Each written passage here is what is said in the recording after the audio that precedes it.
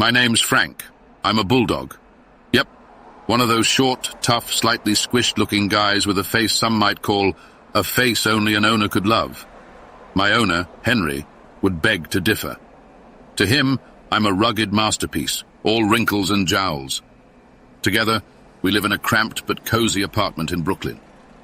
Henry's a straightforward guy, an insurance agent who can talk for hours about premiums and policies, but I know what really makes him tick. It's me. I'm his little sidekick, the big-eared boss of his small world. Now let me set something straight. Henry's great, but let's not kid ourselves. The best part of my day isn't the treats, the walks, or even that rare belly rub he occasionally remembers to give. No, the absolute highlight is when I see another dog. It's the canine equivalent of a thunderstorm rolling through a calm summer's day. And why, you ask, is meeting another dog such a big deal for me? Sit, stay, and listen up. I'll give you the scoop from my point of view, sarcasm and all. Meeting another dog isn't just sniffing and tail wagging. Oh no. It's a full-blown psychological evaluation, a deeply complex and mildly embarrassing sensory experience that I, Frank the Bulldog, undergo every single time. It's like sniffing into a parallel universe where every dog has its quirks, odors, and yes, ridiculous haircuts. You'd think, after living in Brooklyn for years and encountering hundreds, if not thousands of dogs, I'd be bored by it. But here's the thing. We dogs don't operate like that. When I see a new dog across the street, I freeze. My legs stiffen, my chest puffs up, and my eyes turn into laser beams. Who is this stranger? What do they want? Are they friend or foe? These are the questions that flash through my mind faster than a chew toy under Henry's couch. You humans have no idea how complex our dog body language is. You think it's just wag the tail or bark. Let me tell you, it's practically an art form. The other day, I encountered a poodle who had the audacity to prance by without a single bark or nod of acknowledgement. I was baffled. I gave him the good old Frank stare down, tail low, shoulders squared, doing my best, don't mess with me look. He just strutted by, all fluffy and pom-pommed, acting like he was too posh to interact with a bulldog. Typical. It's the social cues, you see. With a glance, I can tell if a dog is friendly, nervous, bossy, or plain clueless. Like, have you ever seen a Chihuahua try to act tough? It's adorable and tragic at the same time. They do this yappy little bark, like they're trying to convince themselves they're a German Shepherd.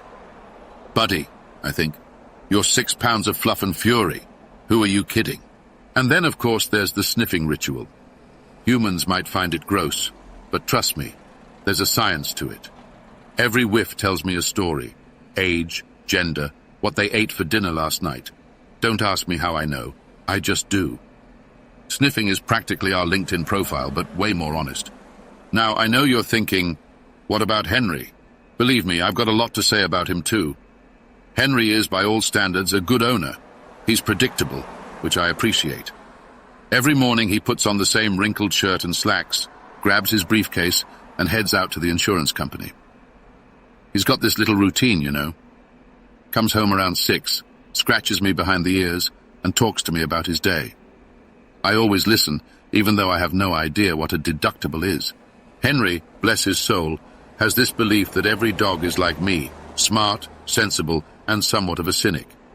When we're out and about, he tries to make friends with other dogs' owners, thinking that us dogs will automatically vibe. "Oh, this is Rex," he'll say, introducing me to some lumbering golden retriever. Henry doesn't realize that we dogs don't just become friends. Meeting another dog isn't a casual, friendly thing for me. It's more like a high-stakes interview. For instance, there was a time we met a dachshund named Bella. Sweet dog, nice enough, but she kept yapping at me like she had something to prove. I tried to be polite, but after a while I had to give her the classic bulldog snort. It's a sound that says, "Back off, lady." Henry just laughed, oblivious as ever, while Bella's owner looked horrified. I mean, come on, what does he expect? Now, let's talk sense. You humans think we just smell things randomly. Nope. When I smell another dog, I'm not just sniffing. I'm accessing a whole database of doggy data. It's like social media, but real, with layers of history, mood, and physical fitness. One whiff can tell me if this dog is nervous, tired, happy, or if he just came from the groomers. And don't get me started on those perfume-wearing pups. They reek of artificial flowers and chemicals. I can practically taste the betrayal in their scent, as if they've given up their doggy dignity just to smell like a rosebush. But not every encounter is a game changer. Some dogs don't have much going on upstairs, if you catch my drift. I met a Great Dane last week who just stood there, staring off into space while I gave him my best sniff and nudge. "Hello? Anyone home?" I barked a little, but he barely blinked. Some dogs are just like that. Big, strong, and about as interesting as a pile of rocks. I bet he thinks he's hot stuff because he's tall. Let's get to the big leagues, the dog park. Now, the park is where things get serious. It's a kind of battleground, a social experiment, and a carnival all rolled into one. Here you're not just meeting one dog, you're meeting packs, all sorts of breeds and personalities. It's the Wild West of Brooklyn dog life, and I, Frank the Bulldog, am its skeptical sheriff. At the park, every dog is putting on a show. You've got the terriers who think they own the place, prancing around like they're all muscle and no nonsense. Then you've got the Labradors, who are always just a bit too friendly, as if they're desperate to be everyone's best friend. And of course the poodles. Don't even get me started on poodles. They stand there, all fluff and superiority, with their noses in the air, looking down on the rest of us like we're uncouth mutts. So there I am, strutting my bulldog stuff, giving a sideways glance to a particularly smug-looking husky.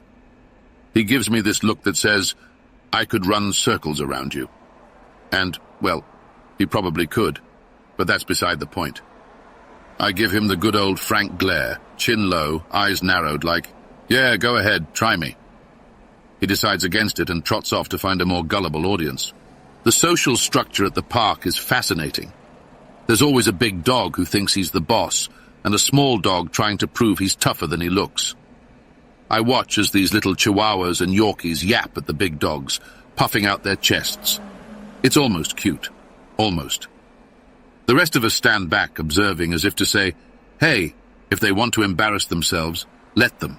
But here's the thing. Every now and then, you meet a dog who gets it. A fellow skeptic, if you will. Like this one time, I met a basset hound named Louis. He had these droopy eyes that looked like he'd seen it all. Louis didn't bark, didn't prance.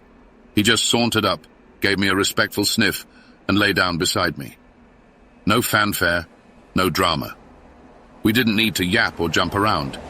We just understood each other. Sometimes, that's all a dog needs. A quiet moment with a fellow cynic. Back home, things are usually pretty quiet.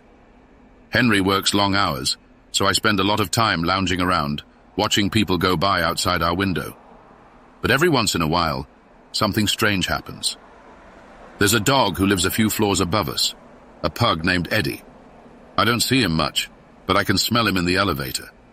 Let me tell you, Eddie has a scent that's peculiar, kind of like popcorn mixed with old socks, and that's putting it kindly. One day, I finally met Eddie when Henry and I were getting off the elevator. Eddie's owner held him close, like he was made of glass. Eddie gave me this wide-eyed look, half curiosity, half fear. I wagged my tail, just to be polite, but Eddie started squirming, like I'd just threatened his whole family. His owner gave me a dirty look, as if I was some sort of ruffian, and whisked Eddie away. I couldn't help but laugh to myself. Poor Eddie. He probably doesn't get out much. It's not his fault he's a bit high-strung. Still, he could learn a thing or two about social graces. You can tell a lot about a dog from their behavior in elevators. Some of us bulldogs are chill, while others, like Eddie, act like they've seen a ghost every time the doors open. Rainy days are the bane of my existence. Henry, for some reason, thinks I should still go out in all kinds of weather, as if I'm some Labrador with a waterproof coat. I, on the other hand, despise rain. My paws get all wet, my fur sticks to me in awkward places, and don't even get me started on the puddles. But there's one redeeming factor to rainy days. Fire hydrants. You'd think fire hydrants would be the same rain or shine, but no. There's something magical about a rain-soaked hydrant. The scents are richer, more layered. It's like the hydrant's been marinating in a stew of stories from all the dogs that have passed by. I give it a thorough sniff, picking up traces of a husky maybe even a whiff of a schnauzer. Each hydrant has its own history, a kind of doggy guest book that tells me who's been there and what they're like. Ah, the vet. The word alone sends a chill down my spine. Henry thinks he's being sneaky when he says, "We're just going for a checkup, buddy." But I know. Oh, I know. Every dog does. There's a smell in the vet's office that's unmistakable. A mix of antiseptic, fear, and something else that makes my fur stand on end. It's the smell of betrayal. At the vet's, I see dogs of all kinds, each with their own story. Some look calm, like they've made peace with their fate. Others, like me, can't help but shake in anticipation. I always try to put on a brave face, but the second I hear that door open, I'm a goner. Henry tries to comfort me, but he doesn't understand. The vet is an enigma, a place where all dogs are equal in fear, whether you're a scrappy terrier or a stoic Great Dane. After every encounter, every sniff, every park adventure, and even every vet visit, there's no place like home. Henry and I settle back into our little routines, with him on the couch, munching on popcorn, and me at his feet, basking in the quiet. Brooklyn might be noisy, crowded and full of dogs with more attitude than brains, but it's our turf. I look up at Henry, who gives me a little scratch behind the ears, and I can't help but feel like the luckiest bulldog in the world. Because at the end of the day, life's about the simple things. Meeting other dogs is always an event, sure, but having someone like Henry by my side, that's the best thing of all.